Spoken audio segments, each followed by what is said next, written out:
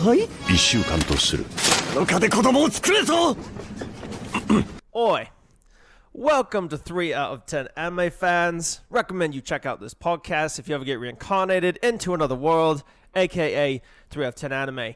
Your mission today, should you choose to accept it, special agent, is to listen to this podcast all the way to the end, love.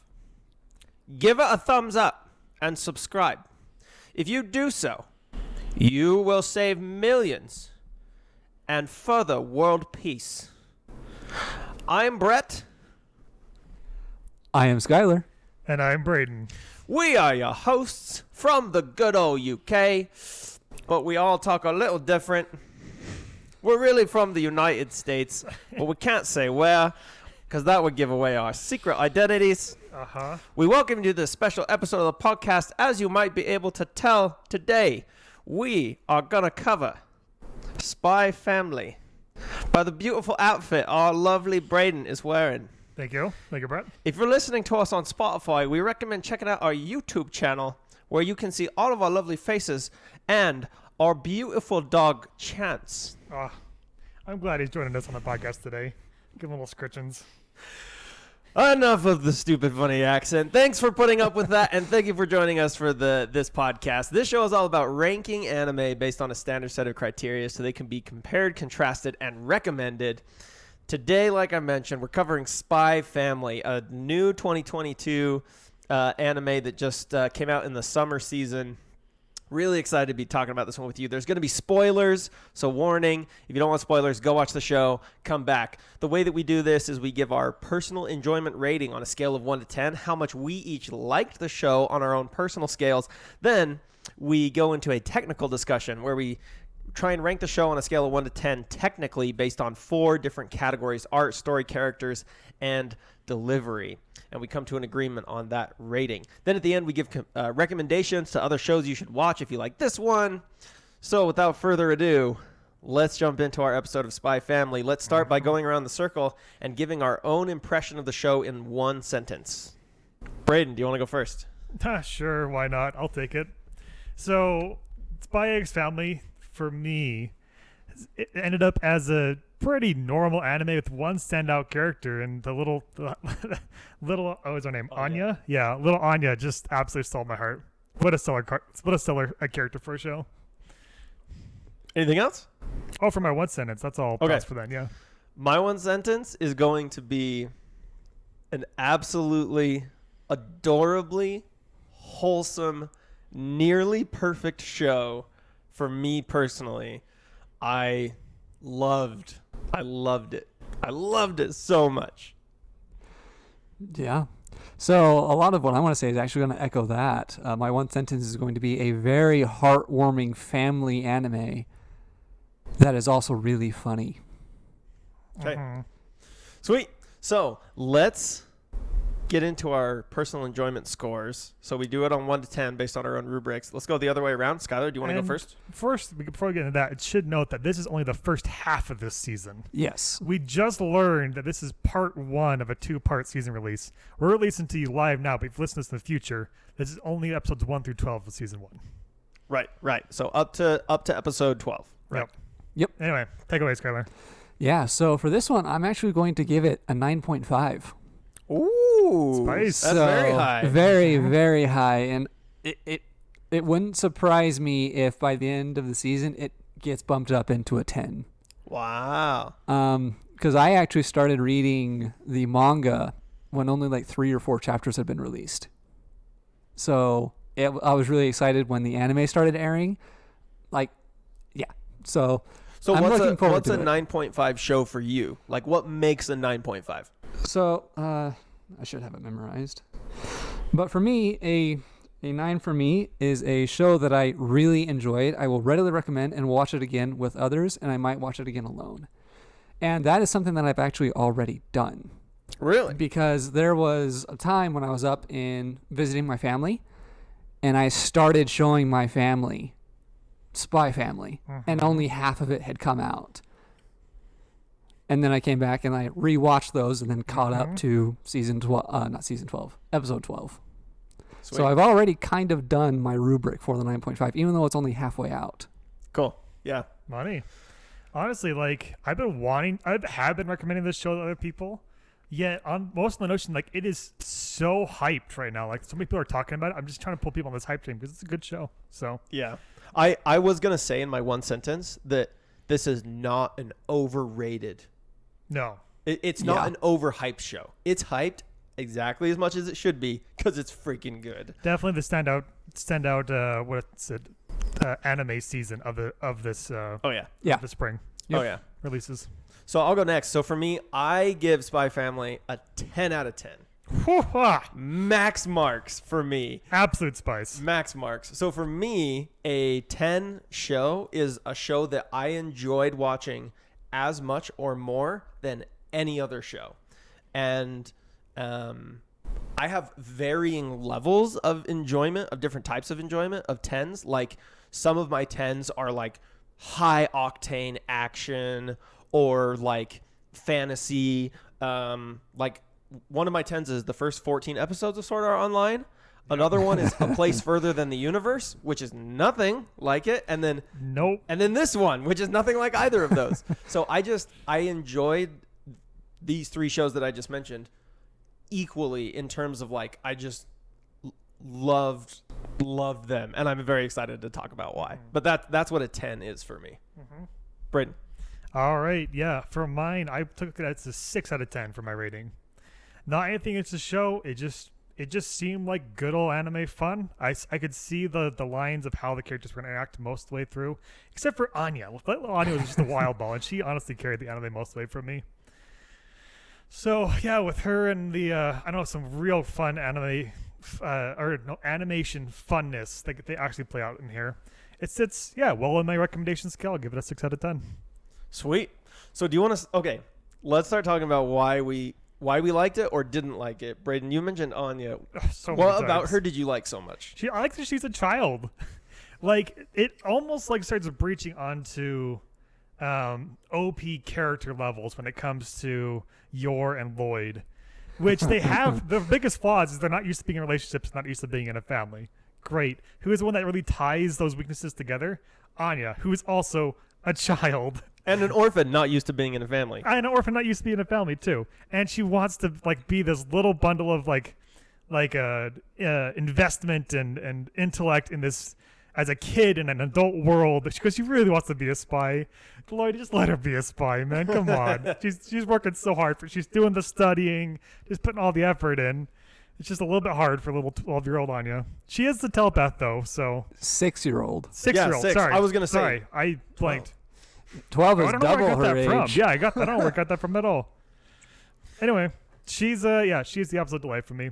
I almost feel like she's like the meta narrative on these kind of anime because she can read their minds. She makes actions based on the meta of everybody's story going on below her because she's the only one that has the absolute perception of every other character. Yeah, so that's something I want to dive into a bit later. Sure. during the technical discussion. Yeah. Yeah, which I think, I don't know, that and her having just a childlike flaws. She's 6 years old. She gets exhausted. Her attention span's left, right, center. That's what just makes this show a delight for me. Has super good intents, but doesn't always know how to execute on those She because really she's does. a kid. Yeah. She's just such a good child. Yeah. And I loved the animation reactions of her, like when she would be facing a different direction and then Lloyd would think something like, yeah, but she's really not that smart, is she? And then she like turns around and she's like, yeah, it's so good. How dare you It's call so your own good. father? It's so good. I'll piggyback on that and say I think I loved the characters. I loved all of the characters, like, because they were complex. Like they were interesting. They had levels to them.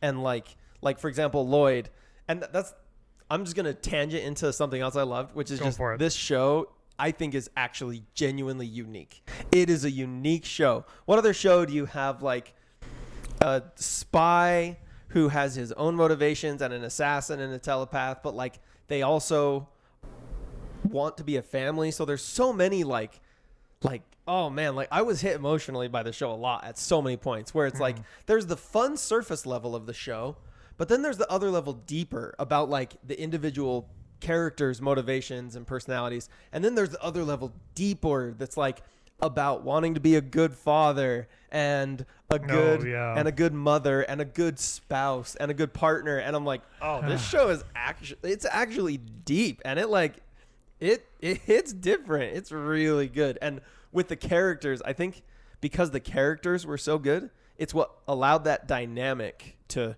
really come through. I think especially Lloyd really helped carry a lot of that because you got to see in his mind more than any other character. So you really got that like deep insight into like, yeah, he's a spy, but some of the things he's saying about being a good father and the way he's like, it really is like, it's very real. Like, yeah, really it is, good. Like we do see a lot of Lloyd, and I know like it's his mission that's gonna like literally save or break the world or whatever. I wish that we saw more out of Yor, honestly. Like we get to Me see too. her be this learning mom, right, and a learning wife, and she gets to be a powerful like roundhouse kicking maniac now and again. But we don't get to see her missions or like what her job's like or what her grander motivation is besides just like keeping pretenses between her, like her and her coworkers, or her like she's just trying to be like undercover for the sake of being undercover so she can keep doing her job. We don't get to see what that job is. We don't get to see her targets or how that interferes with her life. Just Lloyd. That's my little pull against Yor. I want to see more Yor. Yeah, She looks cool. I wouldn't mind seeing more Yor. She's Yeah. awesome. Yeah, so I actually don't remember, but I think that they might have trimmed out some of your stuff in the anime compared to the manga, because I think that there are a couple of things that you see in the manga that weren't in the anime. But just in terms of adaptation, they've honestly done a really good job. Oh, good. Talk about that. What have they been doing well? So- like, what's the main line we've got for this season? Well, so when I mentioned that I jumped onto the manga early, it was from a single screenshot that I think was in the first episode when Anya like goes and gets into Lloyd's arms and then just falls asleep like that. Oh, You know, Yeah. that one scene. So that one scene just popped up on Reddit on just one of the threads that I'm on. I was like, okay, I have to go read this manga. Found it, read it, and it's just been a blast because they're, like you kind of mentioned, where it's like they do a really, really good job at keeping the characters that matter front and center, and the other characters that don't matter. They're just kind of in the background where they need to be. And because of that, they're able to do so much, because with that dynamic of the spy, the assassin, and the telepath, there are so many things that they have already done and that is coming in the future. That just makes this whole thing a lot of fun, and I've really enjoyed it. oh, I'm really excited for the end of this. Like it's yeah. No, I'm excited to see how they're like going to start pulling all these things together. Exactly. Because between like the school life and the spy life, where like they seem fairly far apart from each other, besides like they're meeting together in like being a family, being a good dad, being a supportive teacher or whatever. But once like the spy stuff has to like collide with the school stuff, like they're having a mission on school grounds, that's gonna keep that mix going. That's that spice I want. Well, and that's like the episode where they're like walking onto the school grounds for the first time, and the elegant schoolmaster is watching them, and they like they stop in front of the founder statue and they salute it, and he's like, oh, and when like the stampede of animals happens, and then like he's like, don't worry, we brought a change of clothes, and then they save the kid, and he's like, oh, okay, well I guess they're not that good, and he's like, but we brought a change for our change. Like, Oh, so good. Conte! so good. Yep. Oh, and that character's name, by the way, is extra spice. It's Henry Henderson. Henry Henderson. Headmaster Henderson. Yep. Headmaster Henry Henderson Headmaster Henry Henderson. headed to Honolulu for And so the thing that I really, really like about this is that they just have these characters, and where it is a parody, they can lean into some of these gags, into some of these jokes even more than they normally would. like the dodgeball episode. Like the dodgeball the episode. dodgeball episode Well, even like we were just is one of my mentioning with the favorites. headmaster and his whole elegant bit, they're able to just lean into that so much because it is more comedy. Yeah, but they And didn't. so But they didn't ever like take it too far. Yeah, where but they it don't was overdo it. annoying. Because like, if anyone's listened to this podcast for a while, you know that I actually don't really like One Punch Man. Super unpopular opinion. The whole thing is a fun parody, whatever. And there's a lot of moments in this show that are fun and parody, but I was never annoyed by this show. They just like this show did so many things so well. So like for me personally, I don't like slice of life shows. I don't. To me, they're boring and there's no motivation. I don't like full on parodies like One Punch Man. I don't like when they do like shows that are just maybe wholesome but to a cheesy level. So like those are like all things that I'm not a huge fan of. Like growing up, like I always was, I don't want to say forced, but I participated in watching like Hallmark movies with my family, which I would never watch again because it's like that cheesy level. But this show did all of those things exceptionally well, so good that I didn't dislike anything in this show. I literally have nothing in this show I didn't like. I didn't love the last episode. I know, we just watched that. Because we watched it like literally like just a few minutes ago. I didn't love the last episode because the pacing felt weird. Skylar mentioned, what did you mention when we watched it? So the pacing in the last episode seems to be a bit different because essentially with the arc that you're kind of in the middle of in the manga here, you're about halfway through it, and so the next episode 13, when it starts again in October, is going to wrap up this little arc. And so the way that they kind of did this episode felt like they kind of had to stretch it out so that it ended in a decent place for you to wait around until October. I know, but like, where's the dog, man? That's what I'm saying, because episode 13, the dog now, there's going to be a white dog that comes in, so a bit of spoiler. That's what we have Skylar here, is help me to cope. Because like they tease the dog in episode 11 at like the very last seconds, and then they just drop the dog for episode 12. And because this is no spoilers from anime, no manga spoilers, I'm only going to say it's going to be fun. Sorry. Yeah. I won't say anything more than that. If the show was anything less than fun, I would be shocked. I don't think like the humor in this show was exceptional on so many levels. This show did, I think, what Pixar movies do really good at, which is you could watch this show as a 6-year-old and be happy. A 12-year-old, be happy in a different way. An 18-year-old, be happy in a different way. A 28-year-old, a 30 or a 40-year-old, like you could watch this show at any age and you would take something new from it and enjoy it on a different level. I think that's a rare and super powerful thing that film and art and TV can do, and I think this show pulled it off. No, absolutely, and that's, to me, is because it essentially hits on three things that I'm a sucker for. Number one is wholesome, and like you said, not cheesy wholesome, but just good wholesome. Number two, romance. Now, there's not a lot of it in this one, but there is. I want more. But that's just it. To kiss. But that's just it, where it's like that there is those inklings and that there is the movement towards a romance. I'm on board with it. I'm down with it. And then just a good story, where it's like, even with all the comedy and all that stuff happening, it's still a solid story on top of all that. Yeah. You guys have a favorite episode? Oof. The 12 so far, obviously. All of them. I really loved. I had such a good time with every episode. I really liked the first one. Actually, I really liked the first one because it's what hooked me into it and like really got me psyched on it. But yeah, I don't think.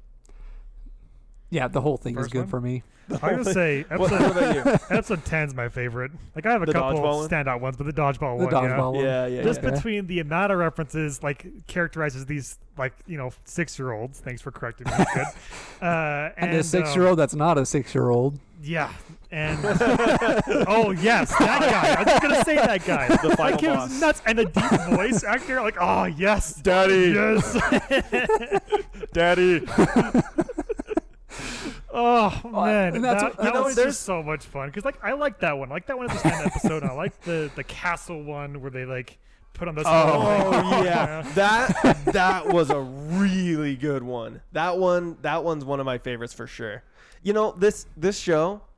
So there's not often, like for me, there's not often anime that I would recommend watching with my family. I'm the oldest of 6 siblings and like 60 cousins. And there's not a lot of anime I'd be like, oh hey, we're having a fun family night. Let's watch this. Yeah. Full Metal Alchemist Brotherhood. Yeah. But this show I would easily watch with any family anywhere. Like it's I think for me that's bonus points. That's bonus points because it's a family show, and yeah, they so good.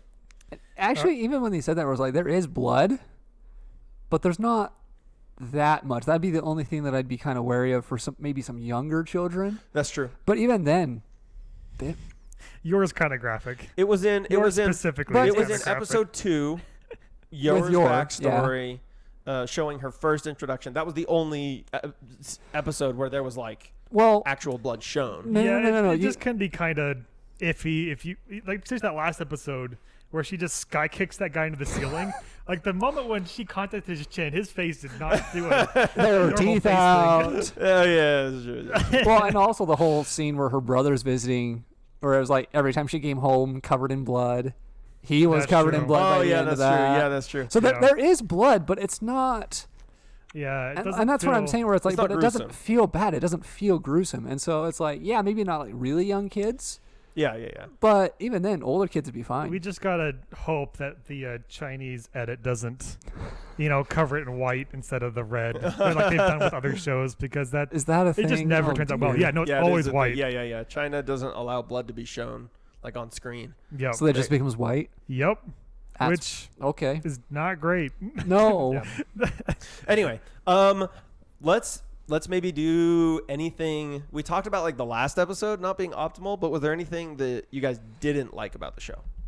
Well, even though the last episode wasn't optimal, it still is a part of that arc. It's just like the first little bit of the arc. Right. And that's why I said that felt like they kind of had to stretch it out, because anything more than that, you start to get other characters and things involved that would be a little harder to just leave off on. Right. But anyways. And then for me, I had a couple standout episodes. Episode 5 with the castle. Episode 6, where Anya was taught to punch and just decks that guy Damien. Yeah. And then episode 10 with the dodgeball. Like, those are my standout episodes. Otherwise, I either like paid attention or I didn't pay attention to the episodes, and it was fine. Like, I just consumed them. Gotcha. It was like a good standard that got me to those really cool moments that I loved. Gotcha. Okay, let's do like fast points, like things that we haven't maybe talked about that we really enjoyed. Maybe go around the horn, because I've got a few. I was gonna say take it, because I've already spilled mine. Anya in those episodes, that's the money for me. Okay, so the outro song for me is my favorite anime song I've ever heard. I love it. I love it. I love it so much. It's so good. And on that note, the music in this show was really, really good. Technically, it was really good. So like, I'll bring it up in the technical discussion, but the music was really good in this show. I don't remember any notes there, but I do remember thinking how much the outro of this show sounds a lot like Ranking of Kings intro and outro music, which is also funny how much like Anya in the dodgeball episode basically does the same thing as Boji in Ranking of Kings and just unleashes mass agility and can't throw the ball at the end. I'm like, hey, that's actually a pretty straight line. I like that. That's funny. Other quick notes. I think the supporting cast was also good. Like, the supporting agent with the curly hair, he was good. I think like all the people who were from the secret organization that were helping were good. Like all of in the castle episode, like the agents who were like, we get to fight Twilight. Like that was really good. Yeah. So I think this, like overall, the cast of characters, even the supporting characters, were really strong. So I think that was good. Another quick point. Just really quick. Yeah, go ahead. Glasses guy, his name is Frankie Franklin. Frankie Franklin and Matt Matheson? That the Henry Henderson? Henry Henderson. I'm sure someone in the show is called Matt Matheson. Somebody's been reading a lot of Marvel comics. That's all I'm saying. Yeah, it's gotta happen. Other quick points. I really loved the way that they captured the childhood aspect in this show. Like in the dodgeball episode where like Damien is training with his two little henchmen, and like they're climbing up this cliff, and then one of them falls, but they're on the play set. Like when you're a kid, you think of yourself being in that situation, but then so that was just so good. And like Anya's facial expressions, and along with that, like the way they captured the child like talking in the subtitles was actually really good. Like when they would slur a word, they would write the slur in the subtitles, or when Go on an ooting. go on an ooting, Yes. right? OOTING. Yes. Little words that kids use instead of like big kid words. Uh-huh. They did that really good in the sub, and like the voice acting was really good. I really We have liked to that. assume they did it well in the Japanese voice acting, because we had Yeah, sub, so- Right, but, right, like, Yeah. So if you know the original Japanese word, you can tell where it was that's slurred so or good. butchered I'm so as glad the they did child. that. So That's yeah, they absolutely did how it. to run a child. So good. Any last points, Brett? There's too many. I could go on forever. So Sure. let's keep going. Skylar, did you have any quick points? No, the stuff I want to get into is in technical. Okay. So then let's jump into technical. So just so everyone knows, you can actually check out our personal rubrics for how we rank shows 1 to 10 personally on our website, 310anime.com. That's 310anime.com. You can also find our technical rubric, which we're going to go over right now. The way it works is we have 4 categories: art, story, characters, and delivery. We rank each one on a scale of 1 to 5, and then add them all up, divide by 2, and we get a final technical score of 1 out of 10 at the end. We always start with art. Art is music, animation, sound design, art style, and intro and outro songs.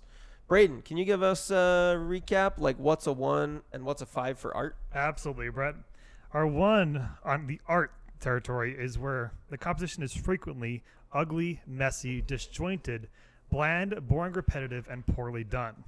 Well, if you hit up on our 5 category, the composition there is ones that are always beautiful, cohesive, fitting, engaging, notable, ambitious, and expertly performed. 1 to 5. Let's talk about the arts and stuffs. So Can we start on music real quick? Sure. Okay. You already brought it up, so go for it. When I said, you want to come here?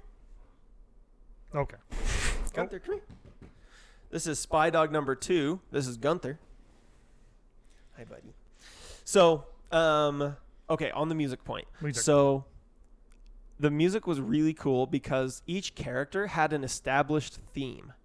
And a lot of the music, you could actually draw direct comparisons to traditional spy movies and TV throughout history. Oh, that's cool. So, for example, Anya, and this was one of the best parts. Anya's theme was like a child's recorder played kind of like messily, and it was a direct draw to, I believe, one of the James Bond themes. I guess say Bond, right? Yeah, from the James Bond theme.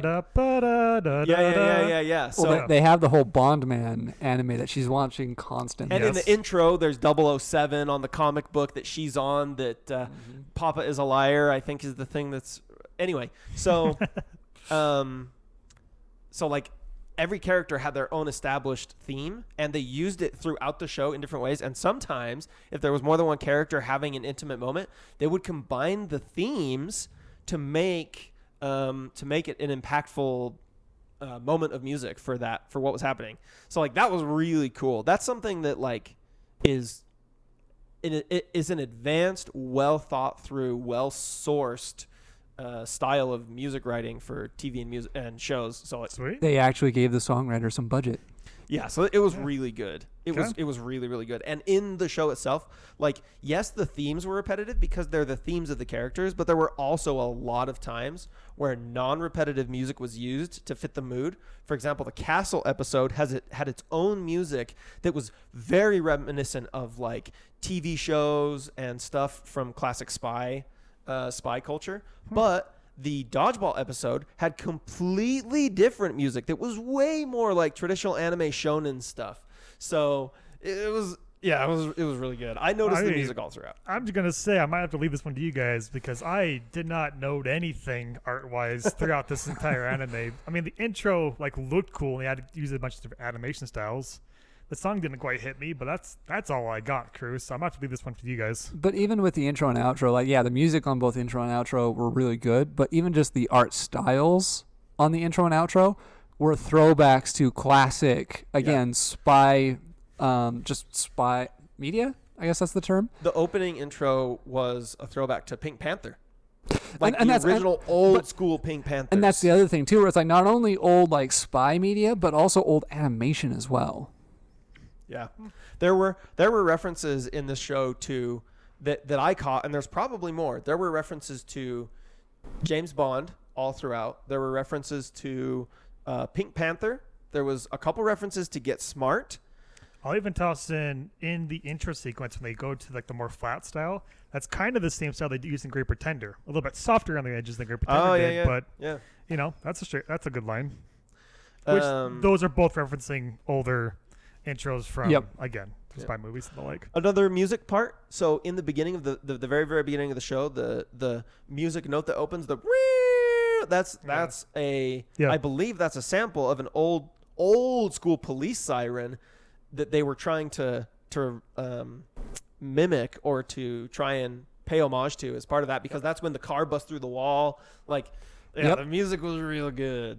And just the sound design in general. Yeah, really it was. But that's down in delivery. No, sound design is in art. Yep. Oh, is it? Sound design. Oh, never mind. Yep. So yes, that's the music and sound design piece. Okay, art and animation. Other than intro and outro, like the show.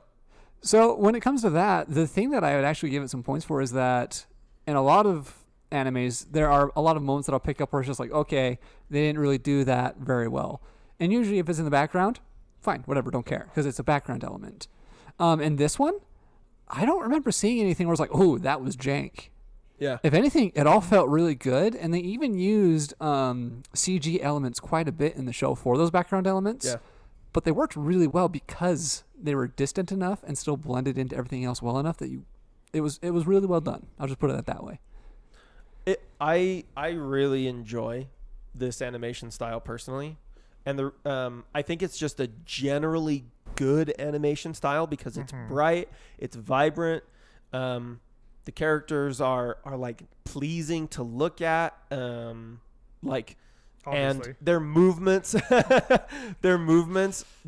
are really good too. Like whenever Yor was like kicking into the the assassin mode, she had a very unique movement style, and it was like, I think the animation was actually done really, really well. Like that spot, especially in the capsule episode when she's going ham on Lloyd. Like that. Oh whole yeah. sequence Oh is- yes. I've seen It broken was down so good by multiple martial artists on YouTube.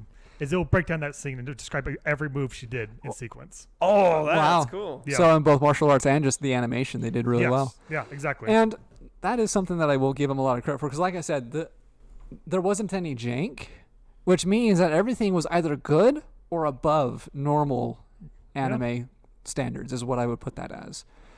And the same goes for like their style, where it's like they had a style and they did really good at executing that style the whole way through, where it's like, whenever something was intense and there was any kind of conflict, they leaned into that really well. Whenever things were kind of tranquil and calm, they leaned into that really well.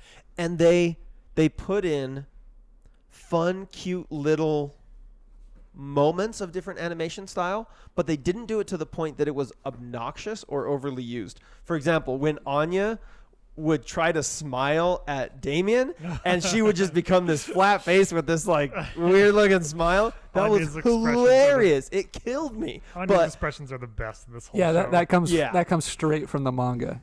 But Good.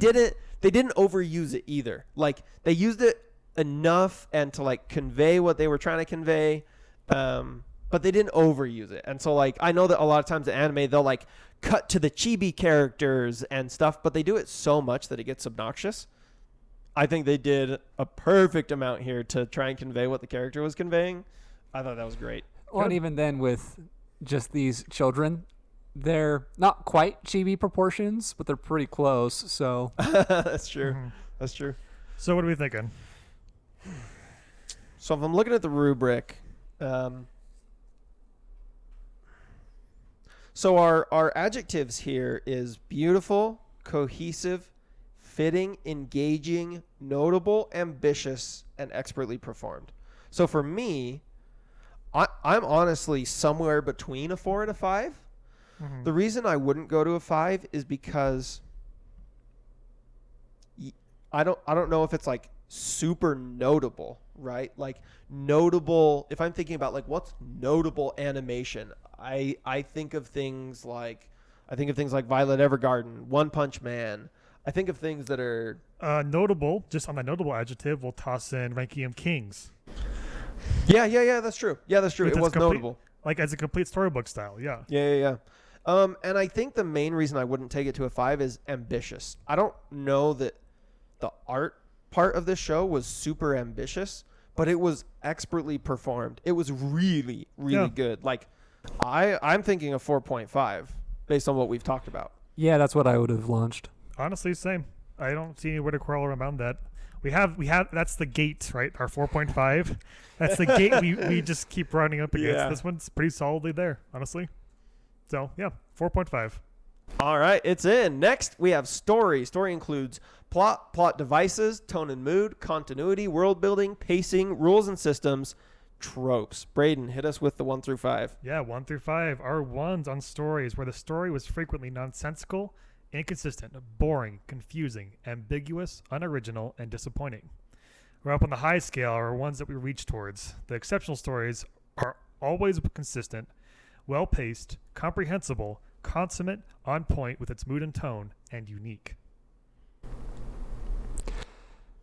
I can launch into this. Yeah, just going into plot devices, because this is something that I brought up in actually our first episode with Sales at Work, with what makes a comedy or parody a parody. And it's essentially taking someone who should have certain attributes, but then doesn't have it. And so in Spy Family, how does that apply? Well, you have this top secret organization and an assassin who's trying to do all these like super secretive things.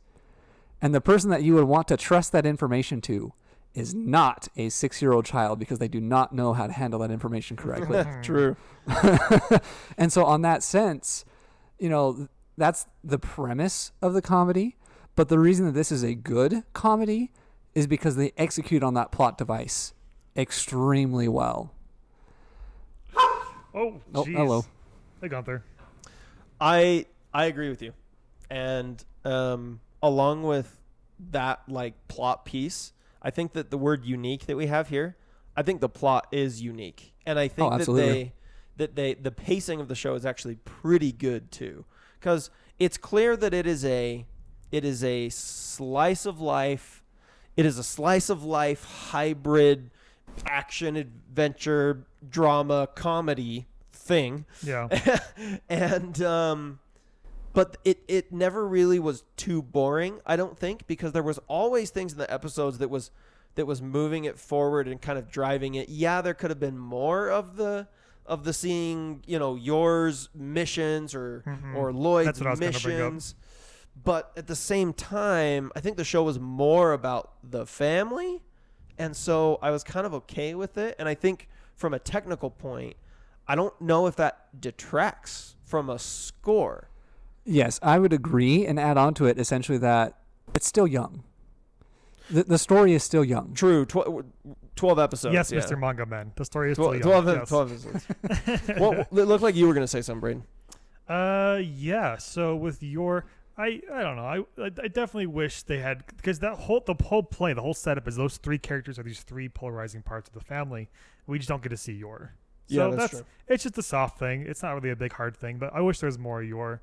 I also want to throw in that the world building in this world is not really, it doesn't need to be extravagant, so it wasn't.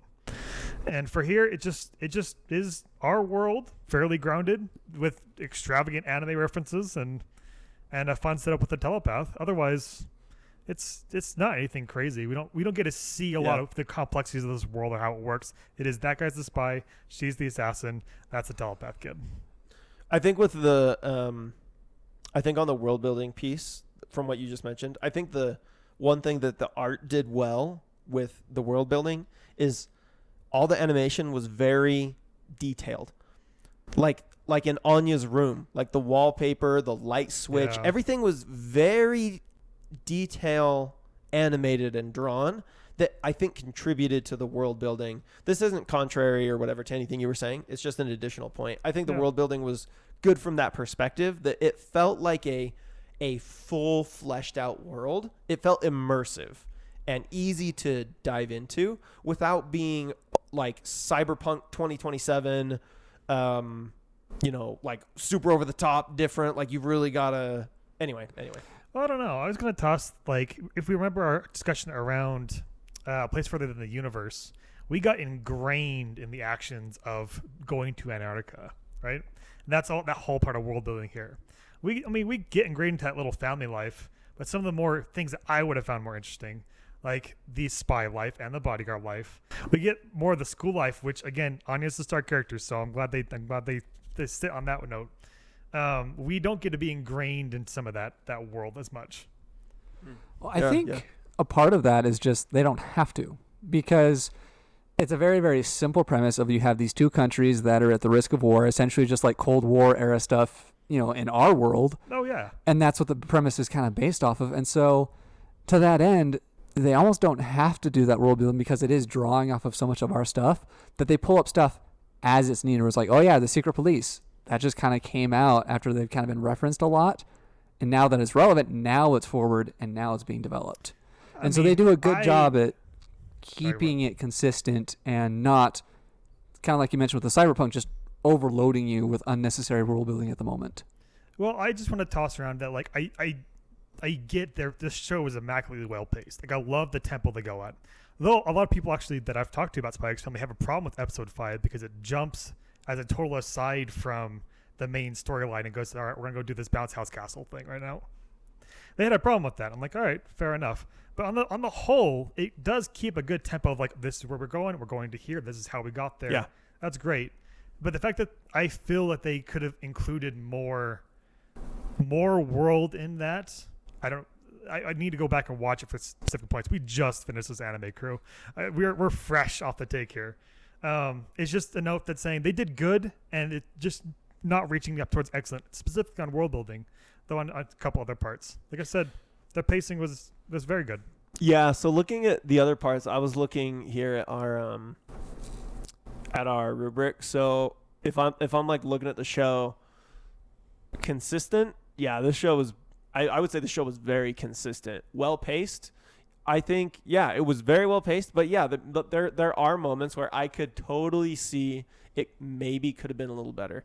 Mm-hmm. Comprehensible, I think that's probably one of the things the show is best at, is it's really grounded and it's really easy to grasp. Consummate, I think it was really, really exceptionally done on all the things we've talked about. And I think the tone and mood was real. I think that's actually one of the highlights of this show is the mood and the tone they were going for. I think they hit that out of the park.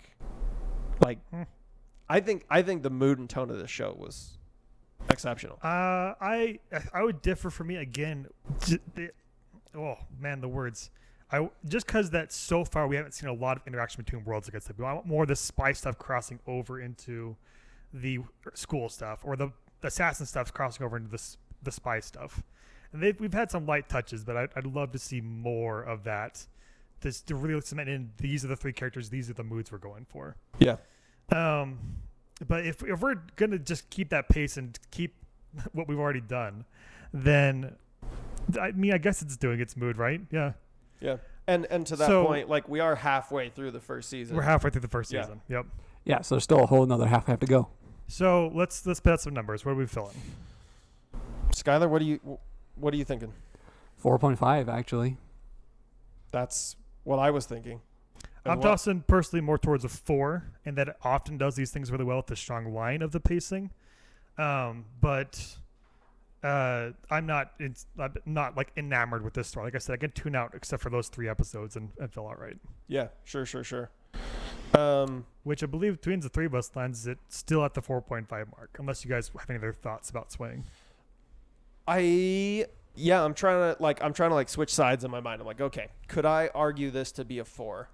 And based on the criteria we have, plot might maybe like a 4. Plot devices, 4.5. I think the plot devices used were really, really good because like there was always something driving the next decision of the characters, and like where each episode went was clearly like it never felt like awkward, like, oh, the story just took a weird turn. Like it was very natural, humorous, and unexpected a lot of the time, but a very natural progression through the story of each episode because they are very episodic. Like with this last episode where like he's exhausted, they're pushing another mission on him, they get both of the things resolved, he takes some time off. Like, that's a very nice line. Yeah.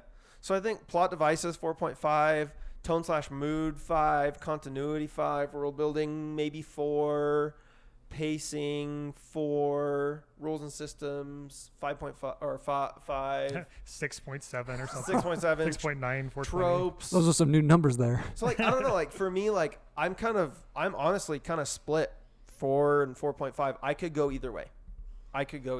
Looking at our thing, right? So being consistent will pace. I think. And looking at the rubric, go ahead, Skylar. looking at the rubric, the last one, unique, which is something you brought up a few times. Yeah, very true. Like The argument we have here is between the often and the always here, right? yeah, Because we're all pretty sold on this show doing well. yeah. And if you guys are pretty well set in the 4.5, I have no problems getting up for there. Okay, 4.5. Yeah, 4.5. All right, we're giving a 4.5. Next, we have characters. This includes the character design, development, motivation, action, inaction, relationships, and personality. Braden, what's a 1? What's a 5 for our characters? Our one-showed characters are where they're frequently unreasonable, confusing, inconsistent, unreasonably static, dynamic, and annoying. But on the high end, on our stellar 5 characters, which we love so much here at this show, are characters that are always understandable, consistent, reasonable, adequately static, dynamic, and relatable. So, let's talk about characters. What do we got for characters today, Crow? I'm just going to throw out right now, these characters make the show. 100%. If this show is good, it's because the characters are really good. Yep. For me. And like I think these characters were awesome. From a technical perspective, not like I liked them. Like I think they were really well written characters, well made. I'm a bit torn in the fact that like I feel like there's 2 main characters of the story, right? There's Lloyd and then there's Anya. Yeah. And Anya is just like the stellar star. I've been saying it this whole episode. Like if we need to say anything about the show, we're giving her a medal regardless. She's going to get our mob treatment. She gets a Stella. She gets a, yeah, exactly. she gets a Stella. Absolutely. Take number 2, girl. Yep. You're slaying it. I've been saying this time and time again. I just want more of Yor. Like the episode where she taught Anya how to punch, and she like showed like some basic training and like weightlifting and whatnot with Anya. I loved those moments out of Yor, and we don't get to say enough of those this half. You love Yor because she's a good character. Right? That's true. So just underrepresented. So the script might be where you have a detraction because script or story, she wasn't, like we've already talked about. Because she wasn't in it more, and I'd agree with you on that. Yeah. But she's a good character, which is why you want more of her, right? Yeah. I'm just trying to. So this is where I want it to be a talking point around. Yeah. Anya. I've said 1,000 times. Anya, is she a 5 character or is she like a 5+ character? Because if we're putting her at our bar for characters in the show, she does stand beyond the other ones. She's a high bar to set. I don't know if she stands beyond the other characters because she, again, like the way that this show works is the 3 of them complementing and enhancing each other. I think to Braden's disagree, point, though, I think I'm on Braden's side because if you just took the screen time, you could argue Lloyd is the main character. I believe Lloyd had the most screen time of any character, and it makes sense he's the main character because episode 1 was them telling him, hey, you have a new mission. You got to make a family. And he's like, you expect me to deliver a child in 3 weeks? And everyone on the train looks at him. One of my favorite moments. But my point is, Lloyd's the main character, but I think to Braden's point, Anya really stands out as an exceptional character. But Yor did have the least screen time, so I see what Braden's saying. So, and I want to add to that because them playing off each other is kind of the tempo we expect. Like you're doing your things, Lloyd doing your things, sir. But Anya is this wild ball that when she acts and does things we don't expect, it's completely within her character. Maybe that's just because she's a child and she gets allowed to have more character than the other two. But the other two just do their jobs and kind of be done with it. We don't see them like really stepping out of that line too often. Well, but even there, to me, that is the character dynamic. Because, again, one thing that I look at is motivation. And a big thing about that for this show is also the severe age gap. Because for Lloyd to do something childish, that would be completely out of character. It wouldn't make sense for that motivation. And I would actually dock them for that. Sure. And so... Sure. And so for Anya to do it, or like even when this was brought up earlier in the enjoyment, when she's struggling to study and she would do anything to not study, well, she's a child. It makes sense. It fits that motivation for her. She thinks spies are cool. She thinks assassins are cool or exciting. And that's a part of her character. That's a part of being 6. Mm-hmm. And so, again, it's just that dynamic of like from a technical perspective, the 3 characters and the way that and the reason this show works is because you have these completely different dynamics that are being played off of each other very, very well. Well, let's talk about that in regards to the rubric we got here. Yeah. So because we have Anya, who's I would label as a very dynamic character and is always doing things and growing and learning stuff. Whereas our other 2, they do make these little milestones, but our main character, who we're kind of dubbing as Lloyd, they're fairly them. They're fairly them and put in their ways. And until Anya or another outside thing pulls at them, they don't really have motivations to walk outside those lines. yeah, like most adults. Yeah, and it just is not very great. I'm just saying, there's characters out there that are adult characters that feel wild, and they don't have to be childish, but they're more realized than I feel these characters are. These are still better realized characters, I'd say, in having strong motivations, in reacting to the world well, than a lot of standard anime. But I'm saying if I want to put Anya as a 5, and that most characters do not rise up to that. Mm-hmm. I would if I'm thinking about the show, I actually think that the majority of the characters, the main 3 characters, like if we're just talking about the main 3, yeah. right, Yor, Lloyd, and Anya, I think all of them are actually like 5 characters. But I agree, Anya is. I do think Anya is above exceptional, like exceptional plus. Like she's a really well-written character. Mm-hmm. I actually think Lloyd.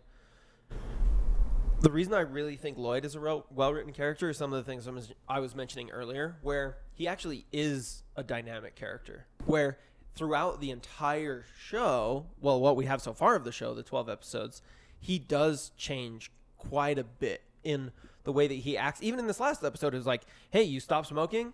Well, yeah, I have a kid now. Like, there's a lot of moments. That was a nice moment. It was. There's a lot of moments like that through the whole show.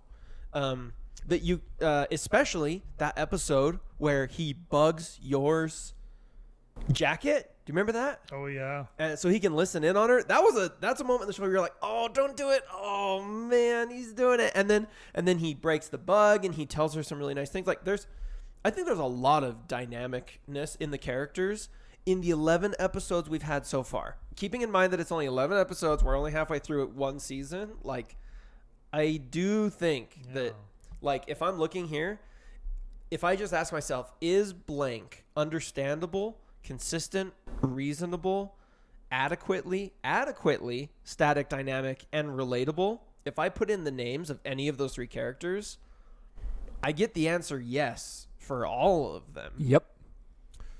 Do you agree? I would toss Disagree? 4.5. Yeah. Honestly, looking at him and standing back, like I toss him at 4.5, and then just to bring up the other characters, Henry Henderson, he's a wild ball, but he has his motives that he goes to, and he also keeps to the rules of his school that he goes to. Mm-hmm. Then you have Damien Dorkinson or whatever his name is. I don't know his last name. Right. Him and his trio live very well as I don't know, like antagonists or counterpoints to Anya. And then even the girlfriend, I don't remember what her name is, the female friend of Anya in school, who's like kind of a brat, doesn't get about the rich and not rich polarities and such. Like, Rich ask girl. for a house. No, maybe not a house. I don't remember. I don't remember her name. All of those honestly line up pretty well too. Like those are probably the most notable side characters in the story that aren't just like punching bags or henchmen or whatever. And they all, they sit pretty well solid, honestly. Yeah, and that's what I was saying earlier about for the main three characters. That's it. Those are the main three characters, and then the supporting cast. But even then, like with the supporting cast, they're still very good because they fulfill the roles that they need to fulfill. They don't overstep their bounds. And even for the characters that they're in, like even with Damien, with what we're seeing so far, he's a good character. Yours brother made for one of the best episodes of the season where they were like, he was asking them to prove they're in love by kissing in front of him. Yeah. Like, Yeah. So see, and even then, it's like you knew that he existed. He wasn't just some character that came out of nowhere. I don't know. And so he still fit He's in probably my least really favorite well. character out of this whole thing. Sorry to interrupt you, Skylar. No. We're not talking about favorite. We're talking about Technical. is he a well-written character? Okay. So besides my liking or not, he seems more unreasonable than other ones. Okay, Like, if you think about That's Lloyd, fair.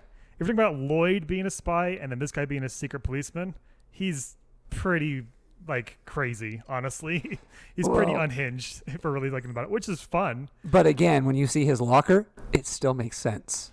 Yeah, I So think he's like really crazy. when I picture like someone who works for like the secret police, that kind of character is what I envision. But that could be different for everybody. Yeah, I guess I had a pre set of what I thought he was gonna be, with him being like a counter Lloyd. Like, oh, okay, he's gonna be working on this side and he's working against Lloyd, but they're not in a structured lane at all. He's this squiggly lightning bolt going off to the side, while Lloyd's just like plowing his way through. Okay. So it sounds like we're going between 4.5 and 5. Where do we think we should start to land? Like, where's this plane going to touch down? What are we thinking? Are there ever times where a character is not understandable, consistent, reasonable, adequately static, dynamic, or relatable? like I said, I've listed a few with the brother to start off. Him just, I don't know, maybe he just wasn't the character I expected, but he just came across kind of weird. I actually do agree with you on that he was probably one of the I don't think he fits always in Not those the categories. always. Again, I'm pulling off of always, and not saying these characters are poor characters. I don't know, but even on the average, I think most of them sit in the exceptional realm. I just wish I'd seen more character interactions than we do, because it feels pretty sparse to give this one a 5 when we think of like was Haikyuu gets our 5 rating, or Place for the Universe gets our 5 rating in characters. They have a strong breadth of cast, whereas these side characters kind of just come in and they do represent themselves well. So I mean, for what we have, I'd say a 5, honestly. Because like the breadth of characters is not one of our rubric points. Yeah. So that's my number. So 5? 5 for me. 5. 5? I will also say 5. So we are at a 5 for characters. All right, final category. This is delivery, and delivery includes translation, voice acting, sub and dub, script, and edit. Braden, what do we got for 1 through 5? Yes. On our 1 deliveries are ones that are frequently cheesy, inappropriate, incoherent, and bland. While excellent or exceptional 5 category delivery for anime are deliveries that are always believable, balanced, genuine, understandable, elevating, and enriching. Okay. Braden, your time to shine. Your time to shine. What is the point you wanted to bring up? The point I wanted to bring up was a whole 10 minutes ago. I don't remember. What were we talking about? You were talking about your not having screen time. The edit. Oh, yeah. The script and the edit. Which it's kind of hard to say, because as far as you're saying, Skylar, she wasn't any more prevalent in the manga up to this point, right? Up to this point. Up to this point. Well, I thought you said they cut out some things. There might have been a couple of things that they cut out, but they weren't anything major. Yeah. Okay. So yeah, there's a mark there. Like if there was stuff that they've left out for this character or didn't see to like reach out and include more about this character, she needed more. She just did. Yeah, I could agree. I will agree with that. Because I can think of moments where they could have shown more of her, but they didn't. And the times when they did show her, I was for it. I recognize Lloyd's the main character, Anya's the second most important, and yours the third. Yeah. But yeah. Then I'm thinking about voice actors, and standout ones for me are Anya, of course. Yeah. Henry Henderson, or whatever his role is, Yep. Headmaster Henderson. Yep. I mean, the kids do pretty well in general too. They have those child voices, and then there's the not child voice. he put it a little earlier. The children voices I want to call out as being really, really good because anime will do this thing where it will have the adults do the child voice acting, and a lot of times it's just bad. Mm-hmm. A lot of times it's just bad. This was not a show where that was the case. Not the case here. Definitely. Absolutely not. And then lastly, Frankie Franklin, I thought had a very on par voice. Honestly, Yor and Lloyd were kind of just anime voices for me. Like they did their characters fine, but I think these other voice actors really shone in those roles. I agree. One thing we already brought up in the enjoyment was the subtitles were really, really well done. Slangs, slurs, child words. Especially for Anya, again. I think it was actually, we don't usually do this, but I think the subtitles were so good that it is elevating. I think it really elevates the experience of the whole show and bumps it up a little bit. I don't know about that. I would say so? that, well, because you would expect good subtitles. And if you don't have good subtitles, that is a degradation. However, this isn't just good. This is like above good, right? Because you could very easily have Anya voicing, "We're going on an outing," and just have that, and it would be good. Like it would be what it is. It wouldn't be bad. But where they like make the spelling like a childhood word, like I think that's above and beyond what I would expect. I will toss, I don't remember much slang outside of Anya's voicing.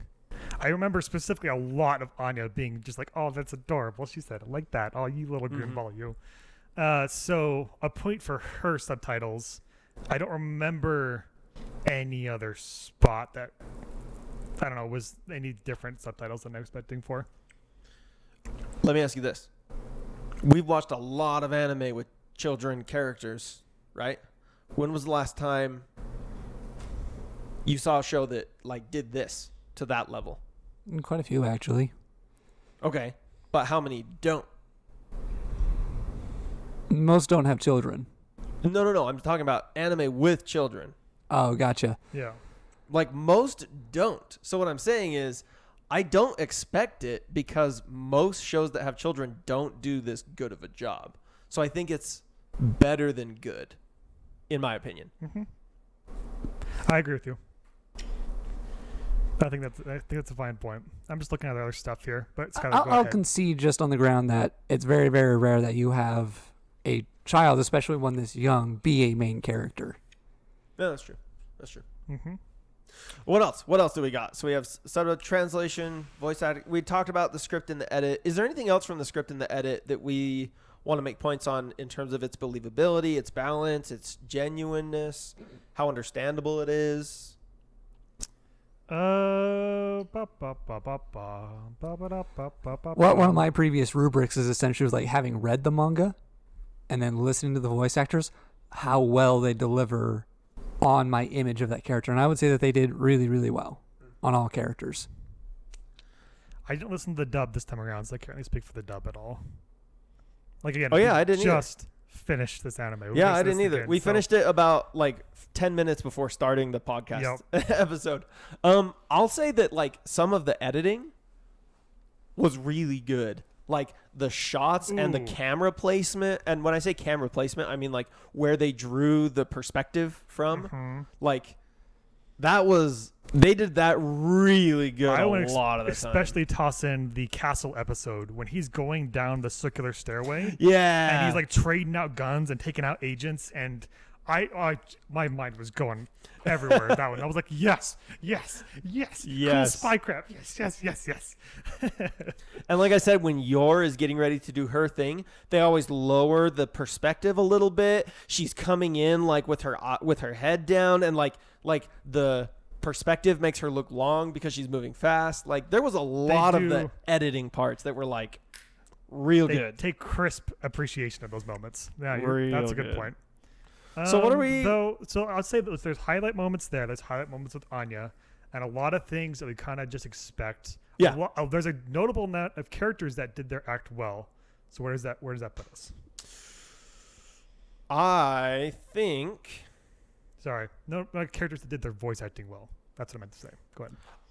I think that the delivery of this show is often balanced, believable, genuine, understanding, elevating, and enriching. I don't know if it's always, but I because there's a lot of things that we like expect. So I don't know. I'm gonna propose 4.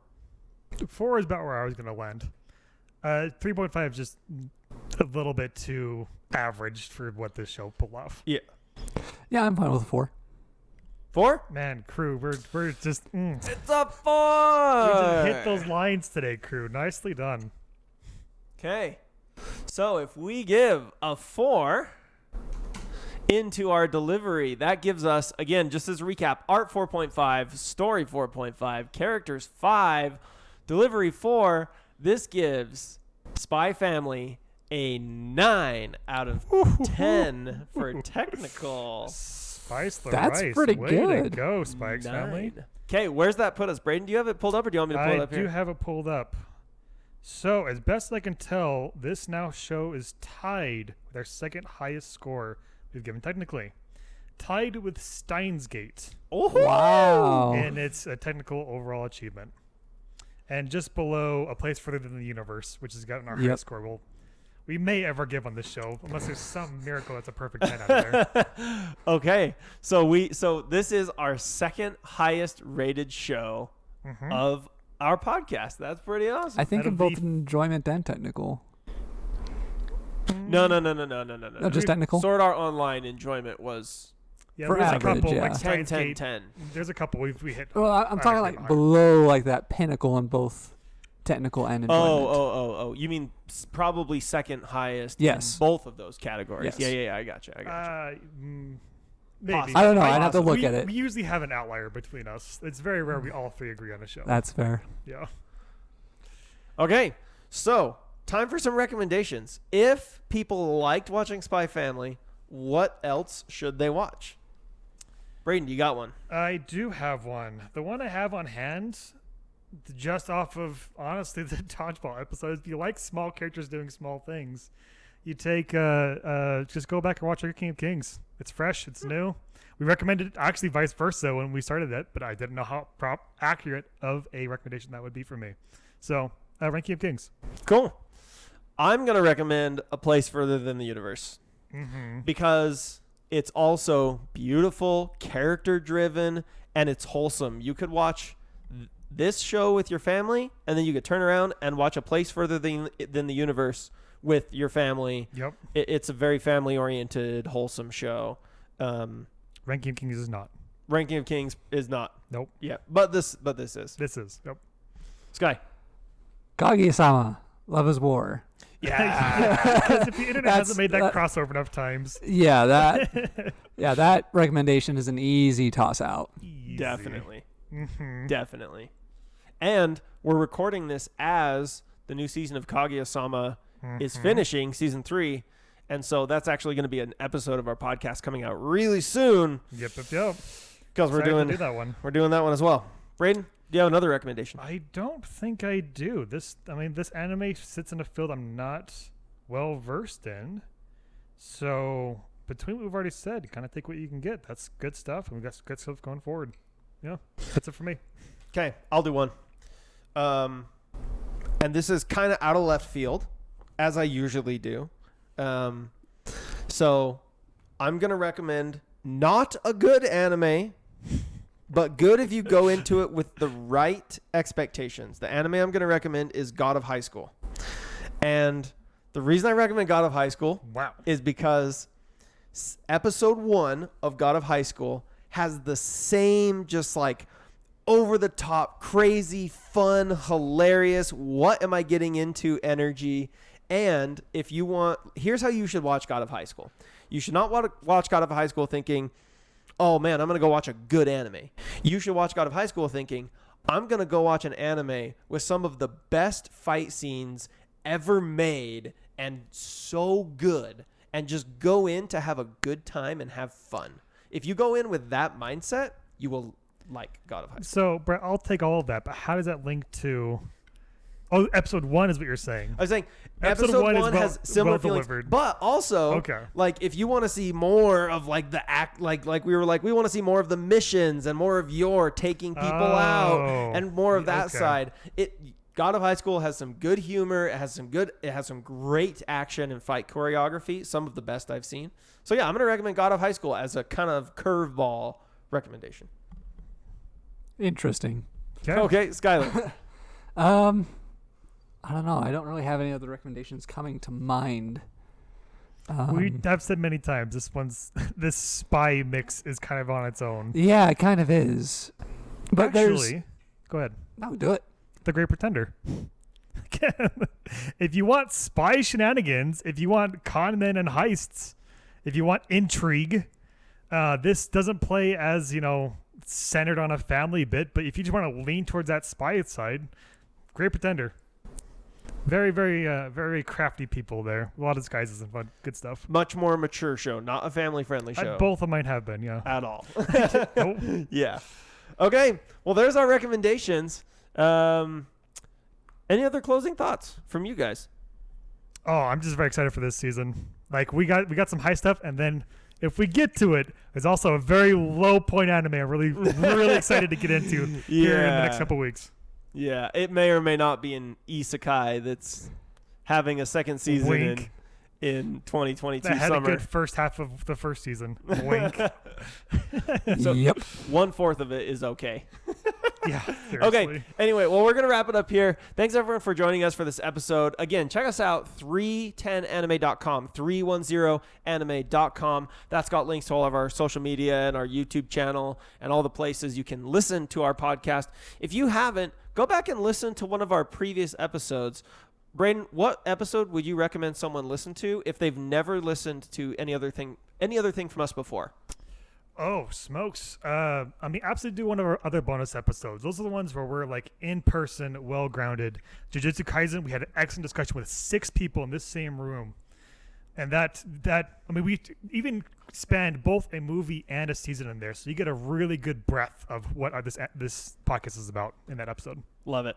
I'm going to say, if you haven't listened to any of our other episodes, go check out Cowboy Bebop.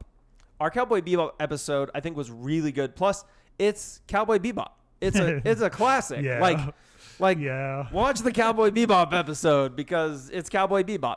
And if you haven't seen Cowboy Bebop, watch that first and then watch the episode. Yep. Skylar, what episode do you recommend they watch?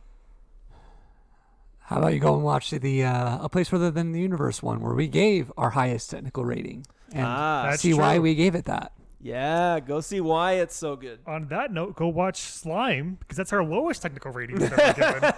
So you can get both sides, All right, we're going to call it there. Go check us out again, 310anime.com. Thank you so much for joining us. We appreciate your support, and we will catch you during the next one. Johnny? Good night, everybody. See ya. 1週間とする。7日で子供を作れと